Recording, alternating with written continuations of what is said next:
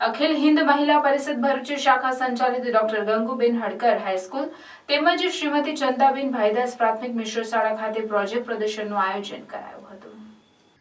પૃથ્વીની પ્રદક્ષિણા કરી મેઘધનુષના સપ્તરંગોની જેમ આભને આંબી સમગ્ર બ્રહ્માંડની સફર ખેડવાના સ્વપ્નો સેવતા શાળાના બાળ વૈજ્ઞાનિકોએ મહેનત કરીને ગણિત, વિજ્ઞાન, પર્યાવરણ અને વેસ્ટમાંથી બેસ્ટ અને ભરૂચની ધરોહરને ઉજાગર કરતી કૃતિઓ લઈને ભરૂચના સોનેરી મહેલ ખાતે આવેલ અખિલ હિન્દ મહિલા પરિષદ ભરૂચ શાખા સંચાલિત ડોક્ટર ગંગુબેન હડકર હાઈસ્કૂલ ખાતે પ્રોજેક્ટ પ્રદર્શન 2024-25નું આયોજન કરવામાં આવ્યું હતું, જેનું ઉદ્ઘાટન સમારોહ જિલ્લા પંચાયત શિક્ષણ સમિતિના ચેરમેન સંજયસિંહ સિંધાના મુખ્ય મહેમાન પદે યોજાયો હતો, જેના અતિથિ વિશેષ પદે બોરભાઠા પ્રાથમિક શાળાના આચાર્ય કિરણબેન પટેલ, કુકરવાડા પ્રાથમિક શાળાના આચાર્ય નિરાલીબેન પટેલ ઉપસ્થિત રહી બાળ વૈજ્ઞાનિકોને પ્રોત્સાહન, પ્રેરણા અને ઉત્સાહ પૂરો પાડ્યો હતો।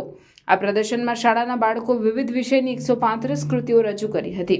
આ પ્રસંગે અખિલ હિન્દ મહિલા પરિષદ ભરૂચના પ્રમુખ વિલાસબેન જગદીશવાલા, ટ્રસ્ટી બિપિનચંદ્ર જગદીશવાલા, શાળાના આચાર્ય મનહરભાઈ વાઘેલા, પ્રાથમિક વિભાગના આચાર્ય દક્ષાબેન રાણા સહિત શિક્ષકો અને વિદ્યાર્થીઓ ઉપસ્થિત રહ્યા હતા।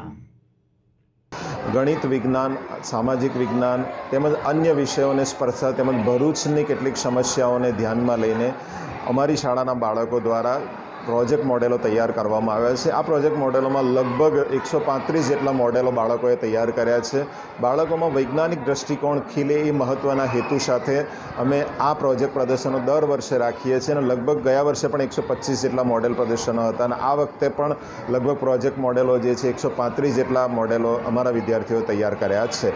આનો મહત્ત્વનો મેઇન હેતુ આ છે કે ભાઈ વિદ્યાર્થીઓની અંદર જે પણ વૈજ્ઞાનિક દૃષ્ટિકોણ પડેલો હોય, જે પણ વિજ્ઞાન વિશે વિચારતા હોય એ વિચારને બહાર લાવવા માટે અમારા મંડળ દ્વારા, અમારા શિક્ષકો દ્વારા ખૂબ પ્રયત્નો કરવામાં આવ્યા છે। સાથે સાથે આચાર્યોએ પણ આની અંદર પ્રાથમિકના આચાર્ય, સેકન્ડરી વિભાગના હું પોતે છું, બરાબર, એમના પ્રયત્નોને કારણે બાળકોએ ખૂબ સુંદર રીતે પ્રોજેક્ટ મોડેલ તૈયાર કર્યું છે અને ઓપનિંગ પ્રોગ્રામની અંદર જિલ્લા પંચાયત શિક્ષણ સમિતિના ચેરમેન શ્રી સંજયસિંહ સિંધા સાહેબ હાજર રહ્યા। એમણે પણ ખૂબ પ્રેરણાદાયી રિસ્પોન્સિબલ વ્યાખ્યાન આપ્યું હતું। સાથે સાથે ડીઓ મેડમ આવવાના હતા પણ અનિવાર્ય સંજોગોને કારણે ગાંધીનગર હોવાના કારણે ન આવી શક્યા, પણ કદાચ 5:30 સુધીની અંદર એ મુલાકાત લઈ શકે એમ છે।